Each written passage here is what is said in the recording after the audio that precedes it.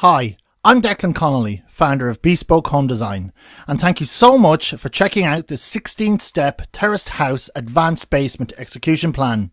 This execution plan comes with 64 drawings in both PDF and CAD format, which you can download below. The PDFs are for printing right now if you wish, and the CAD files are for editing with a relevant computer program. You also have a list of free computer programs these CAD files work with, and these are listed on the second page of the PDF drawing pack. But before you go ahead and start using those drawings, you need to watch this presentation first, so you can understand what the drawings are all about. This presentation will show you how to make your home a whole lot bigger with a basement conversion. Now, with this execution plan, I'm going to give you an advanced basement layout that extends out right underneath your back garden, so it's a lot bigger than the basic basement layout. However, it simply builds on the basic principles we have covered in that execution plan, so if you haven't watched that first, I urge you to do so now, as a lot of what we are going to cover here might not make sense. Okay, back to this execution plan, and we will be covering a few more aspects in this one other than the advanced layout. And we'll be covering things such as how to plan out a self-contained flat, which has specific requirements if you want to build one. So this presentation is a bit more freestyle than the others. That's also due in part to the fact that with basements we tend to have more options when it comes to layout, and we can usually have them as open plan as we want. As a result, it doesn't really matter what your ground floor looks like, but to cover all bases, I'll also be showing you how to put a basement under both a ground floor that has an extension and one that doesn't, and you'll see it makes hardly any difference. So we have a lot to cover in this execution plan. Remember though, you will require planning permission to build a basement. If you're a full Bespoke Home Design Library member, then you have access to the Planning Permission Guideline Report, which goes into how to get planning permission in great detail. And you will need a structural engineer to design the structure for you. We're getting into some pretty serious structural work here, so you might want to check out the Structural Work Guideline Report, which you also have access to if you're a full Bespoke Home Design Library member. And if you're not, then what are you waiting for? And one final thing is that I have simplified the steps in this execution plan to be sequential, so it's easier to understand why we are doing each step. I have omitted some of the construction steps in this execution plan that must be carried out at the start of constructing a basement, like detailed steps on excavation, drainage, utilities, etc. But all those steps are covered in the Basement Conversion Guideline Report. The point of this execution plan is to show you what you can achieve with a basement conversion, rather than getting bogged down in the minutiae that will be sorted out by a competent building contractor anyway. In other words, we're going straight to the good stuff. Listen, before we get going, the first step before you go headlong into putting a basement underneath your home is to make sure you are crystal clear on what you're going to use it for. I've already shared the George Clark basement aquarium story in the basic basement execution plan, and you need to have the same clarity too when it comes to your basement, so let's leave that there. Now, let's get back to this execution plan. To get the most from your basement conversion, we are going to utilise the following 5 principles. Number 1, we are going to design each room in the basement with circulation between each room in mind. Number 2, we are going to get as much natural light and ventilation into the basement as we can. Number 3, we want to provide a connection to the outdoors at either end of the basement. Number 4, we are going to try to make each room multifunctional where possible. And finally, the 5th principle, which is maximising the space in every room. We are going to try and use every square foot of space where possible. And with the advanced basement layout we'll cover in this presentation, we'll be taking this to the limit. Okay, let's get started. Well, here is the ground floor of a typical terraced house here in the UK. And for this example, we're going to use a terraced house that has already had an extension to the rear of the property.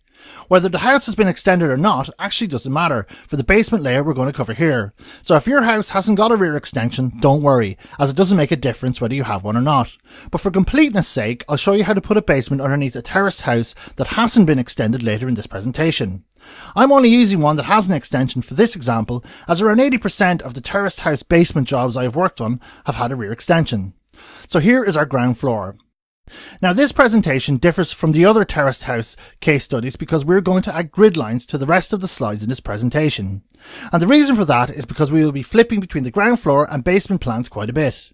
And because the basement won't look like the ground floor in a few places, it becomes really easy to get lost and lose your bearings to where we are. So the grid lines help us quickly see where the basement sits in relation to the floor above. Otherwise this presentation will be very confusing. To be honest, I still need grid lines, and I've been doing this stuff for years. So here's our plan with the grid lines. And you'll notice that we have the numbers 1 to 7 across the top, and the letters A to D along the side. And these grids will help us keep our bearings as we move from the ground floor to the basement and vice versa. Okay, on with the 16 steps. The first and most important step in all of this is to look at what we need to support in the house above the basement. The walls at ground floor will need to be temporarily supported to allow us to excavate and construct a concrete basement below. Now, we have already covered this step in the terraced house basic basement presentation, but I am going to cover this bit again as it will make the rest of the drawings clearer in this presentation. So let's start to strip down this drawing. And we'll strip it right down to the walls, which you can see here, and these are the walls we'll need to support. We'll also need to provide some support for the floors too, but I've not shown that for clarity. The temporary support for the most part will not be part of the final basement because it will be chunky, a bit all over the place, and won't for the most part tie in with the room layouts. It's all a bit rough and ready, and here is a picture of what that kind of thing looks like. Once the temporary works have been constructed, we then get to step 2 and excavate the soil out of the basement as highlighted in brown between the blue lines. Now this is where we start to do things a bit differently from the basic basement layout, as we now excavate and remove your back garden right back to the boundary wall at the very end of your property, and we will construct a concrete retaining wall all around the perimeter of the house and to the rear of your property around the back garden. Here is a screenshot of the concrete basement walls at ground floor level, and this shot is of the basement level itself with our ground floor walls being temporarily supported over it. And this forms the concrete box within which we will put our basement foundations and floor slab, and within which we put in the rooms and spaces that we want. Now in reality, we would also have to put in all the permanent support for the ground floor above, and remove the temporary works, but for the purposes of clarity I will highlight each part in subsequent steps, so you can get a clearer picture on how the basement gets put together. Now, in the basic basement presentation we had light wells at both the front and rear of the house, so we could get natural light and ventilation into the basement at both ends. Well, in this layout we only have one at the front of the house because the basement now runs underneath the back garden. Whilst this does give us a lot more space, it does create issues with natural light to the rear of the house, and we'll address those as we go along. So for the moment we have one light well to the front of the property, and at ground floor level it kinda looks like this. And we'll put in a mixture of some grill flooring and a glass floor. The grill lets both light and air in, and the glass flooring lets in natural light. If we go back down to the basement and look at the back of the house, you'll notice this big red line here with the step lines. Basically, that indicates that the slab at the rear of the basement steps down lower underneath the garden. I will explain this later, but for now, note that the rear basement is lower than the rest. Next, in step 3, we need to look at how we lay out the front half of the house. So here is a screenshot showing the walls and the ground floor of your terraced house that we will need to support in the basement. And we support the walls and structure above by either building walls underneath them or by providing steel beams supported by steel columns built off new foundations we have built in step 2. Here is a picture of what steel beams and columns look like. I'm sure you may or may not have heard of them before. The type of support you use really depends on how open plan you want your basement to be and how you are going to use it. And as we did in the basic basement presentation, we'll do a mixture of both in this example. We'll put in new walls underneath most of the walls above towards the front of the house, and this will include constructing a new bay window in the basement to the front of the property to match the bay window in the ground floor.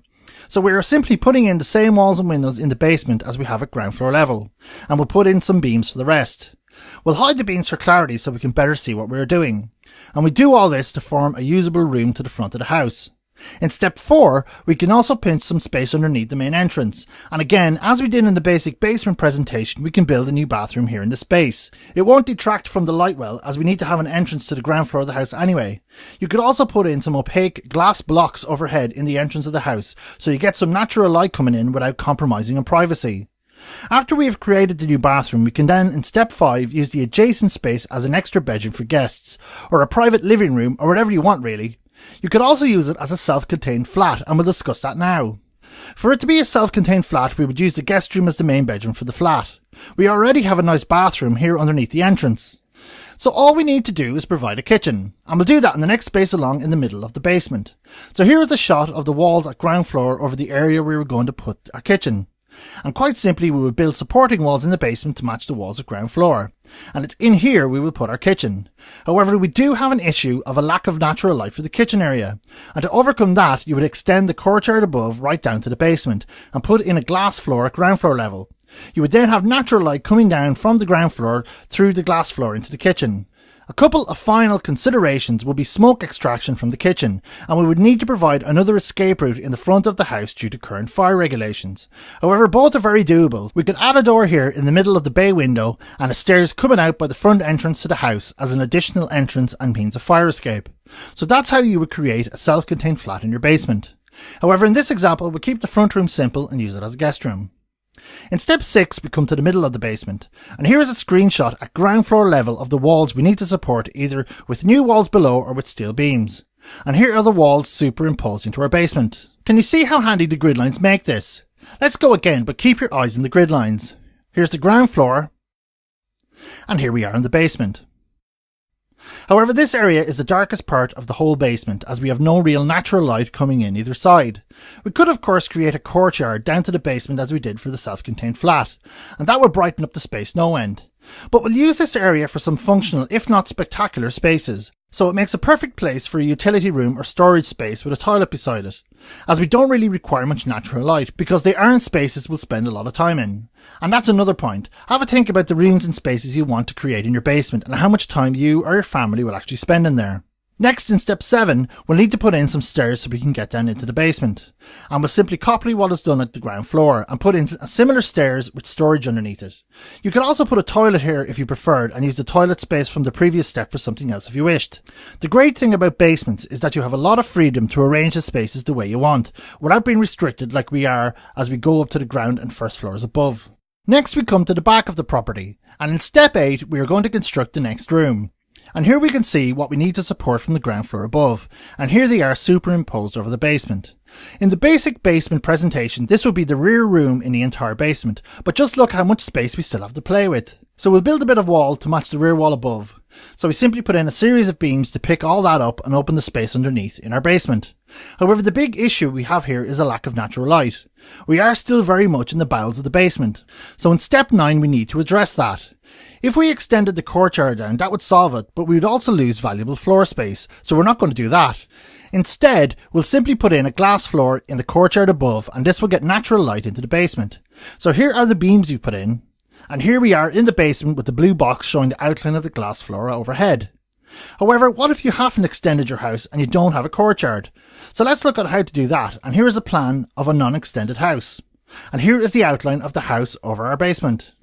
And as we have done previously, we would support the rear of the house on some steel beams, and we simply put in a glass floor at ground floor level in between the beams on the side return of the house. Plus, you can put it in at any size you like. Here it is a bit smaller. And if you do have a ground floor extension, but you don't have the courtyard, you can do something similar, as long as you have a glazed roof over your extension. It's not as good, but it's a lot better than doing nothing. Otherwise your basement will be dark, but of course depending on what you're going to use it for, that might be what you want. So in this example we'll go back and put in the glass floor in the courtyard, and that's the light issue solved. Next, in step 10, we'll furnish the rear of the property. It could be a movie room, TV room, gym, office, study, playroom, whatever you want really. But in this example we're going to make it a cool living space as we did in the basic basement presentation. Now we're into sorting out the rear basement, and this area is by far the most complicated bit of the whole basement. Listen, if you cast your mind back to the start of this execution plan, you'll remember that we put the rear basement slab at a lower level to the rest of the basement. The reason for this is because we were going to put a landscaped garden on top of this portion of the basement. We have removed the rear garden and we're going to put one back in. However, to do this means we need to allow for a garden build-up which will facilitate healthy plant growth. And the depth we require for that is usually around 1 metre. So if we need to put a 1 metre deep garden on top of the basement, then we need to drop the slab at the bottom of the basement too, so we get the same headroom in this space as we have as we walk back to the front of the house. With that said, in step 11 we need to put in some stairs so we can walk from the rear living room right down into the rear basement space we have created, and we'll tuck those off to the side. Putting the stairs here will allow us to use the middle portion for some storage cabinets or whatever furniture you like. Then in step 12 we'll put in a concrete slab on top of the rear basement, and it's on this slab that we will construct a new garden later on. You'll notice that there are some slots either side, but we'll come to those in a minute. We'll also need to be able to walk from the basement below up to the garden area above, and to achieve that we, in step 13, need to put in some more stairs. And like we did with the stairs between the living room and the rear space, we'll tuck those stairs too off to the side out of the way. And as you walk up the stairs, you'll walk up through the slots we left out in the slab above. And whilst we're on the topic of the slots, in step 14 we will put 2 skylights in both slots either side of this rear garden roof over the new basement to get a lot of natural light and ventilation into the space below. They'll also look really cool once we finish the garden, and you'll be able to open or close them anytime you like, so you can open them up on a lovely sunny day or have them closed and covering the stairs on a rainy day. Next, in step 15, we will now put in a nice landscape garden on top of the concrete roof slab over the basement. And you could use it for barbecues with friends and family, or just chilling outside in some natural beauty if we manage to get a day or two of sunshine in the summer. Okay, we're nearly done, and with the final step 16, all we need to do is furnish the rear room. And in this case study, we will furnish the new room as an office, but you could use the room any way you wanted. And this is the finished advanced basement. Just notice how much bigger it makes your home. And here is the view from the ground floor.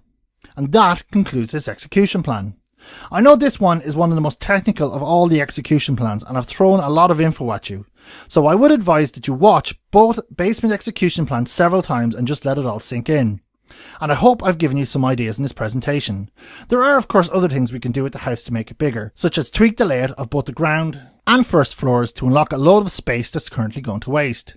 We could do a ground floor extension if you haven't done one already, or even a loft conversion. And we have an execution plan for each of them too in the Bespoke Home Design Library, so make sure to check them out. And remember that if you have any questions or comments, then please post them in the Bespoke Home Design Brain Trust group on Facebook. And don't forget, if there is a topic you would like us to create an execution plan for, then also let us know. And finally, there's a lot more stuff here in your membership area to check out, and I hope you get a lot of value from it. I'll see you in the next video.